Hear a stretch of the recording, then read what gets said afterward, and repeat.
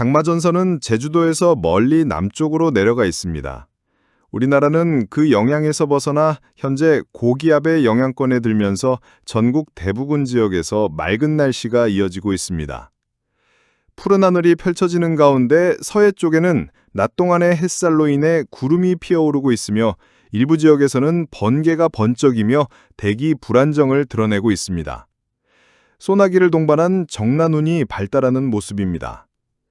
이러한 현상은 상공에서 찬 공기가 남하하면서 대기의 불안정성이 커지고 있기 때문으로 분석됩니다. 상공의 찬 공기가 우리나라 상공에도 영향을 미치면서 대기 하층과 상층 간의 온도차가 커지고 있습니다. 이로 인해 곳에 따라 요란한 날씨가 나타날 가능성이 높아지고 있습니다. 5월 28일 수요일 전국 대부분 지역에서 낮 기온이 큰 폭으로 올라 더운 날씨를 보였습니다. 특히 경기도 양평 옥천에서는 낮 최고 기온이 31.1도까지 오르며 전국에서 가장 더운 곳으로 기록됐습니다. 다시 30도를 넘는 기온이 나타나면서 초여름 더위가 피부로 느껴지는 하루였습니다. 반면 아침 기온은 크게 떨어졌습니다. 제주도 윗세오름에서는 3.8도까지 내려가며 전국 최저 기온을 기록했습니다. 이처럼 일교차가 큰 지역이 많았는데요. 전남 허순 백아면에서는 낮 최고 기온이 26.7도, 아침 최저 기온이 6.5도였습니다. 일교차가 무려 20.2도에 달했습니다. 일교차가 20도 이상이 되면 체온 조절을 위해 우리 몸이 에너지를 많이 소모하게 되고 이로 인해 피로감이 쉽게 누적될 수 있습니다. 특히 새벽이나 아침 시간대에는 가벼운 외투나 긴 소매 옷이 필요하며 낮 동안에는 자외선 차단에도 주의가 필요합니다. 이럴 때일수록 충분한 수분 섭취와 휴식이 중요하겠습니다. 5월 29일 목요일 12시 22분 현재 기압계를 살펴보면 서해상에 고기압의 중심이 자리하고 있고 동해 쪽에도 시계 방향의 바람 회전, 즉 기압 능이 형성되어 있습니다. 이런 고기압의 영향 아래 일반적으로는 맑은 하늘이 예상되지만 동해안을 중심으로는 강수대가 걸려있는 모습이 관측되고 있습니다. 고기압이 자리 잡은 구역에서는 대체로 하늘이 맑고 구름이 생기기 어렵습니다. 그런데도 불구하고 현재는 이례적으로 비구름이 끼어있는 상황입니다. 저녁 시간대까지 이 비구름이 얼마나 영향을 줄지 앞으로의 흐름을 시뮬레이션으로 살펴보겠습니다. 오후 들어 강수 영역이 점차 확대되고 있습니다. 대지가 햇볕으로 가열되면서 특히 오후 시간에 소나기가 자주 발생하는 특성을 보이고 있습니다. 이로 인해 동쪽 지역을 중심으로 구름이 형성됐다가 흩어졌다를 반복하고 있고 곳곳에서 소나기가 내렸다가 그쳤다 하는 날씨가 반복되고 있습니다. 그렇다면 이러한 소나기의 원인은 무엇일까요? 바로 대기 상층에 있습니다. 500헥토파스칼 상공, 즉 약 5,500m 상공의 기온 분포를 보면 L이라는 글자가 나타나 있는 지역이 저기압의 중심을 의미하며 이곳의 기온은 무려 마이너스 19도입니다. 이 시기 기준으로 보았을 때 매우 차가운 한기입니다. 또한 마이너스 17도 등원선이 남부지방까지 덮고 있는 상태입니다. 이것은 바로 전리저기압입니다.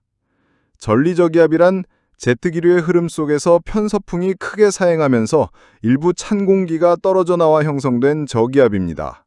마치 끊어진 조각처럼 고립되었기 때문에 전리라는 이름이 붙었고 찬 공기로만 구성되어 있기 때문에 한랭저기압이라고도 불립니다. 지상일기도에는 나타나지 않지만 상공일기도에서는 전리저기압이 뚜렷이 드러나고 있습니다.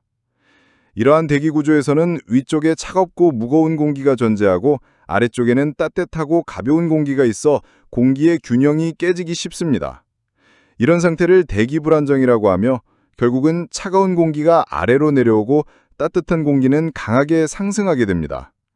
특히 지상과 5,500m 상공 사이의 기온차가 40도 이상 벌어지게 되면 공기가 강제로 상승하면서 정란운, 즉 소나기 구름이 활발히 생성됩니다. 현재 기상 모델이 예측하고 있는 강수대 역시 이러한 소나기 구름들의 분포를 잘 보여주고 있습니다. 5월 30일 금요일과 31일 토요일, 이틀 동안에는 대통령 선거 사전투표가 실시될 예정인데요. 지역에 따라 갑작스런 소나기 가능성이 있으니 투표를 계획하시는 분들은 우산을 준비하시는 것이 좋겠습니다. 5월 30일 금요일 저기압이 일굴 남쪽 해역을 통과합니다. 하지만 우리나라 상공은 여전히 고기압의 영향 아래 있기 때문에 이 저기압이 우리나라까지 올라오지는 못할 것으로 보입니다. 그리고 고기압의 하층에는 맑은 공기가 자리하고 있지만 그 상공에는 전리저기압이 머물고 있습니다. 전리저기압은 일반적인 저기압과는 달리 상공에서 독립적으로 존재하며 움직임이 매우 느립니다. 이 때문에 우리나라 상공에 머무는 시간이 길어지고 있고 지역에 따라 일시적으로 소나기가 내릴 가능성이 있습니다. 다만 다행히도 사전투표 기간 동안에는 전반적으로 고기압의 세력이 강하게 유지될 것으로 보여 대부분 지역에서 맑은 하늘을 볼 수 있을 것으로 예상됩니다. 그리고 이제는 다음 주 6월 4일 수요일 본투표일이자 임시공휴일이 다가오고 있습니다. 이날은 아침 일찍 투표를 마친 뒤 야외 활동이나 여행을 계획하고 계신 분들도 많을 것으로 보입니다. 그렇다면 6월 4일의 날씨는 어떨까요? 기상자료를 바탕으로 잠시 살펴보겠습니다. 오랫동안 동아시아 일대에 자리 잡고 있던 대상 고기압은 점차 약화되면서 일기도상에서 자취를 감추기 시작했습니다. 이 고기압이 사라지자 그 자리를 대신해 저기압이 우리나라 부근을 통과하는 모습이 관측되고 있습니다. ECMWF 모델에서는 이 시점 6월 4일 수요일 오전 6시를 기점으로 저기압 중심이 제주도 부근에 위치하며 강수가 시작될 가능성을 제시하고 있습니다. 여기에 미국 GFS 모델과 독일 아이콘 모델도 함께 비교해 보겠습니다.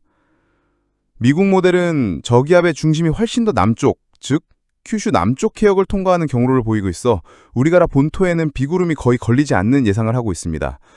비의 영향은 제주도에만 국한될 것으로 보입니다. 반면 독일 아이콘 모델은 저기압 중심이 남해안 부근에 위치하며 이 시점에 전국적으로 비가 내리고 있는 시나리오를 보여주고 있습니다. 이처럼 저기압이 이동 경로나 중심 위치에 따라 비가 오는 시각이나 지역이 달라질 수 있으며 각 모델이 내놓은 예측이 서로 크게 다르기 때문에 아직까지는 불확실성이 큽니다. 기상청의 중기예보도 함께 보겠습니다. 서울, 인천, 경기, 강원 지역의 6월 2일부터 6월 7일까지의 강수 확률을 보면 6월 4일 투표일엔 오전에 강수 확률이 40%인 지역도 있으나 우산 마크는 표시되어 있지 않습니다. 즉, 비가 올 가능성은 있지만 그 확률이 높지는 않다는 해석이 가능합니다. 다음으로 호남권, 영남권, 제주도의 예보를 보면 오전과 오후 모두 강수 확률은 40%로 나타나고 있지만 이 역시 우산 마크는 빠져 있습니다. 비가 오더라도 지역적으로 한정되거나 강수량이 적을 가능성이 높다는 뜻으로 해석할 수 있습니다. 이러한 강수 확률은 현재 기준으로 저기압이 제주도 남쪽 해역을 지나갈 것이라는 시나리오를 기반으로 한 결과로 보이며 날씨는 항상 변화 가능성이 있기 때문에 아직 일주일도 남지 않은 시점이지만 기상 상황은 유동적일 수밖에 없습니다. 기온, 습도, 대기 흐름 등 여러 요소에 따라 달라질 수 있으므로 투표일에 외출 계획이 있으신 분들은 가까운 시일 내에 최신 예보를 꼭 확인하시는 것이 좋겠습니다. 앞으로 예보의 신뢰도는 점차 높아질 것으로 예상되며 어떻게 변할지 조금 더 지켜볼 필요가 있겠습니다.